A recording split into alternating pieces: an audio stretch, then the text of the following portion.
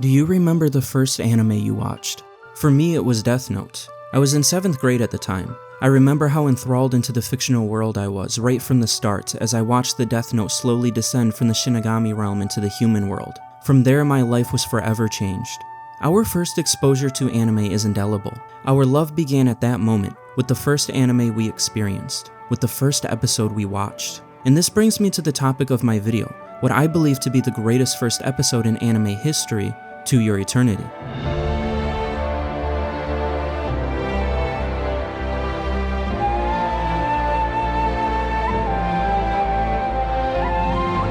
To Your Eternity is one of my favorite stories, and it was made by Yoshitoki Ooima, the creator of A Silent Voice, which is definitively my favorite story, so it's not a surprise that the first episode would be an outstanding masterpiece. However, To Your Eternity goes beyond this, creating the greatest prologue in storytelling I have ever experienced. Now, before you rush to the comment section to inform me of all the other anime that better qualify, please let me plead my case. There is one specific reason why To Your Eternity has the greatest first episode in all of anime. The first episode is a self-contained story. If I were to isolate episode 1, separating it from the full series, it could be viewed as its own individual tale. It can function independently as an autonomous story. It's like a story within a story. You could solely watch the first episode and call it a day, as it delivers a proper standalone experience. One could also begin with the second episode, disregarding the first as though it never aired, without encountering any continuity issue or confusion regarding the storyline. Let me explain this with a visual analogy. You can imagine a story as layers to an image in Photoshop. Each layer would represent a chapter or episode. The first layer would be the prologue or pilot. Then you would have chapter 1, 2, 3, and so on, until your last layer which completes the image. Then you export the image, or in other words, publish your story. If I were to take away just one of these layers, it would ruin the image. It would not look correct. However, in To Your Eternity's case, if I were to just export the first layer, the prologue layer, it would actually work as a completed image. Furthermore, if I got rid of the prologue, it wouldn't affect the main story. It would look fine with no issues. We don't actually need it to make the image complete. The first episode of To Your Eternity plays out like a short film. It has all the plot elements that make up a complete narrative. It has the exposition, inciting incident, rising action, climax, falling action, and resolution. Let me walk you through what I mean by this. In the beginning, it was an orb. The orb descends into the atmosphere of the earth below, and upon reaching its surface, it takes the form of a rock. As time passes and seasons change, an injured wolf stumbles upon the orb, its body collapsing over it as it succumbs gradually to death. The orb then takes the form of the wolf, experiencing for the first time the sensations of life, and it becomes conscious. So it experienced its first discomfort, its first pain. This is the exposition of our story. It's the very start of it, which establishes the protagonist, setting, theme, and so on. The title sequence is displayed at this moment, thus officially beginning our story. The wolf travels a great distance until it arrives at the hut of a young boy. The boy rushes outside to longingly embrace the wolf, confusing it with his companion Joanne. The wolf is introduced to the luxuries of warmth, food, and a pleasant aroma, new sensations. After their reunification, the wolf rests alongside the boy in his soft and comforting bed. The following day, the boy prepares to set out on a cross-country journey with Joanne to seek out and reunite with his family that left him 5 years ago. They'll come back, you know. It's been 5 years since they left. That's not very long. This is the inciting incident. This is the moment the adventure of the story begins and the significant events start to unfold. Their journey starts out pleasant and fair as they trough through the icy snow, setting up camp each night and eating delicious fish by the balmy fire. However, the pleasantry of their journey takes a turn when the boy falls through a floor of ice and into the freezing water below. As he recovers, he notices a severe injury in his leg. The sunny weather fades and a blizzard storm appears. With the boy's injury and declining body temperature, the journey becomes far more treacherous. Upon discovering the remains of the villagers he was searching for, revealing the fatal failure of their expedition, the boy's resolve falters. In that moment, he offers his apologies to Joanne and decides to abandon the journey, turning back home defeated. Now I want to go home. I want to go home. All right? This is the rising action. Their journey officially began, and as they make progress, they also encounter conflict. Their situation intensifies and escalates, building up to its dramatic turning point. The journey home is a difficult one, and the boy barely survives his return. His hypothermia and untreated wound lead to sickness, and his health deteriorates catastrophically. He crawls to his chair, mustering the last remnants of his strength to sit upright. He puts on his gloves, awaiting the return of his deceased family, and asks Joanne for a favor, to remember him forever. Please, remember me forever. The boy dies. The orb then takes the form of the boy. This is the climax of the story, the most intense moment. The boy is sent to the afterlife where he is reunited with his village acquaintances. He's now able to go on his expedition together with them in this dreamlike state where his soul resides and rests. Hello there, everybody! It's nice to meet you! The orb has now become human. It looks back at the boy for a moment before walking off into the distant tundra ahead, embarking on the journey the boy was never able to make. This is the falling action and resolution, thus concluding our story. And what an ending to a first episode it is.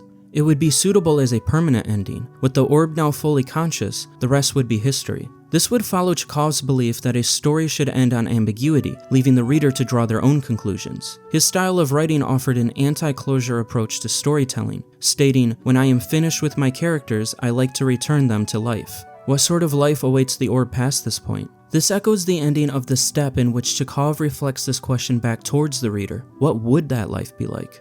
To Your Eternity has continuation of its story, making the inconclusive end of its first episode work as both a cliffhanger and a conclusion. The way Yoshitoki Ooima conducts the first episode is so artistically clever. To structure it like a short story is just a lovely stylistic choice. If I was none the wiser, I would think I was watching Unity's latest tech demo. The only other times I've seen this achieved to this degree is with the video games The Last of Us, Detroit, and Nier Automata, which are all my favorite video games as far as storytelling goes. Coincidence? I think not! The boy and the orb's journey could easily be extended across 2 or 3 episodes. However, condensing it into a self-contained story heightens the impact of the opening, making the narrative all the more gripping. It evokes a profound range of emotions within a condensed time frame, hooking you immensely from the start. It's a rare technique, and I haven't seen many other stories accomplish this as effectively. I know there are others, so please let me know in the comments which stories you know of that do this. I'm all for recommendations. Having an introduction like this is what really makes To Your Eternity stand out. It's why that opening episode feels so engrossing and powerful. But beyond this, there is so much more that To Your Eternity's first episode does that is incredible. It follows the 3 techniques I explained in my last video on what makes a perfect first episode. I recommend you check that one out if you haven't seen it yet. To Your Eternity is emotionally impactful, character-driven, and has an ending that mirrors the beginning. Emotional impact is the most important part of your story. As Carl Iglesias says, "You're in an industry that sells emotion, and boy does To Your Eternity sell it at a good price." I think it's common sense that To Your Eternity is very emotionally impactful, but one of the hallmarks is the fact that the boy we're all crying over does not even have a name, which is a testament to how gripping the narrative is. You almost find out his name as it's teased when his soul joins the afterlife. I've been waiting such a long time to meet you! What's your name? Mine is... We're so attached to this character without obtaining the most essential component that allows us to connect with someone. This is such a poetic comment on life. Life is too short to really get to know a person. The most influential and impactful people to grace us in our lifetime is only for a fleeting moment, and never for the proper amount of time we desire. Through the perspective of the wolf, we tagged along on the boy's journey in eccentric monologuing, standing witness to his past, family, goals, and dreams and desires for his future. We get to know him on a deeply personal level. You want to see him succeed in his journey and reunite with his family. I want to adopt him, but alas, like all great people, they die too soon, and we can never fully attach ourselves to them. We regret that we couldn't do more with them. If only we had just learned his name. I want to believe that's what the orb was thinking too. And speaking of the orb, it's crazy the protagonist of the story is not something sentient, but an entity with no full consciousness. The story is character-driven, as we are spectating the figurative birth of this orb and witnessing it grow of age, develop, mature, and evolve into a person. Despite it being an orb, it resonates with us as it feels the sensations of life and learns about the world. It's like watching your child grow up. It's incredible the writer was able to focus the story on a protagonist that isn't even animate. In the beginning of the episode, narration by the sexy Kenjiro Tsuda is presented. At the end of the episode, similar narration is presented again, mirroring the beginning. The beginning narration explains the orb, while the ending narration explains the orb's next actions. Moreover, the scenes closely mirror each other as well. While the opening depicts the orb transforming into the wolf and vanishing into the expanse of the tundra, the closing scene mirrors this as the orb assumes a human form and journeys into the same vast open landscape. Having the ending mirror the beginning like this shows the substantial progression we and the orb have made in such a short period of time. It gives you that feeling of catharsis. The story also has superlative foreshadowing, the likes of I've only seen in Attack on Titan with its first episode. You can't not have foreshadowing. It's a staple in drama. Great foreshadowing creates mind-blowing impact, but great foreshadowing is also extremely laborious. But not for our Yoshitoki Ooima. When the boy with no name dies, his soul moves into the afterlife where he is rekindled with loved ones. This heartwarming scene makes it appear like he's reached some place akin to heaven.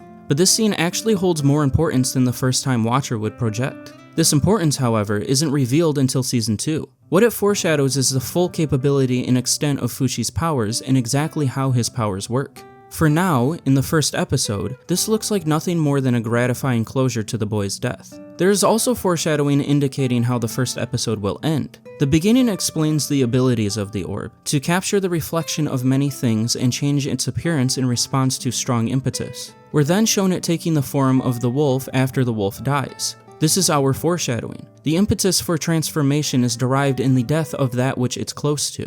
On top of foreshadowing, there is a well-crafted plot twist. From the outset, it's not obvious the boy will die. You would only be partly wrong to assume he remains present in the later episodes. The jovial tone and ebullience of the boy, in combination with the buoyant score at the start of their adventure, deceitfully alludes to a positive outcome. This makes the impact of the climax all the more ravaging as you are now dealt the additional blow of shock from the plot misleading you. His accidental dip into the water was surprising enough, but the injury to his leg and all his subsequent tragedy come right out of left field. The execution is orchestrated brilliantly. Despite clues lying in plain sight, the episode's outcome defied an easy prediction.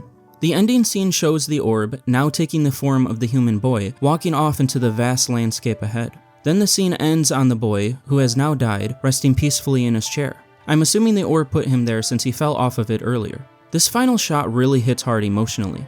We learned a lot about this young boy and grew a deep connection with him, only for the realization to set in that he is a small part in what we and the orb are going to experience. The ending encapsulates the complexity and boundless nature of life. So much happens to us and will happen to us, and so much will change us. The orb transforms when it receives the necessary and adequate stimulation, which in other words is experience. As we know, experiences are events that change and transform us as people. The orb is a visual representation of experiences shaping who we are. How has the death of a loved one changed you? I would imagine how you felt, if it could manifest visually, would look like this. But the unfortunate truth of these experiences is that, for us to change and transform into greater things, we cannot be doleful and dwell on them. This can be hard because the people that gave us these experiences mean a lot to us. But these experiences gave us something special. Probably not a whole new body, but we carry these gifts with us into the next great moment of our lives. So we take one good look back at them and move forward, facing the next experience in search for more stimulation. As the orb moves onward into the open world before it, it mirrors the truth that life progresses, regardless of what is left behind. This is the message that the first episode leaves you with. What a powerful message. And a powerful message is a cornerstone to all great stories. As I stated in one of my previous videos, a silent voice analysis of all things, the most essential and important element to making a story resonate with you is by the presence of a meaningful message. A story itself is an experience, and stories are made to deliver value to you. They are gifting wisdom to you. A good story needs to have a purpose. It will invite introspection and cause you to think about the story long after you finish it. This effect is what makes a story so impactful and why it's hard to forget. Generally, the message of a story isn't presented until the entire story concludes. For the first episode to carry such a powerful message is yet another amazing feat in the plethora of accomplishments To Your Eternity achieves. The first episode of To Your Eternity is remarkable storytelling. It literally has everything. I would expect nothing less from the creator of A Silent Voice. Only she could write something so profoundly poetic. I remember the first time I watched this anime years ago and was speechless through the whole 24 minutes it ran for. I had to take an hour after finishing it to introspect on what I had just experienced. It truly delivers a special kind of masterpiece. And for this reason, I believe it is the greatest first episode in anime history. Now, I'm a writer, so I'm looking at this through the lenses of storytelling. I accept there is other criteria besides this. I'm also not trying to discredit any other amazing anime by making this claim. Let me know what anime you believe deserve this title and what you think of this video in the comments below. Also, check out this video I made where I break down what makes a perfect first episode. Nonetheless, thank you for watching this one.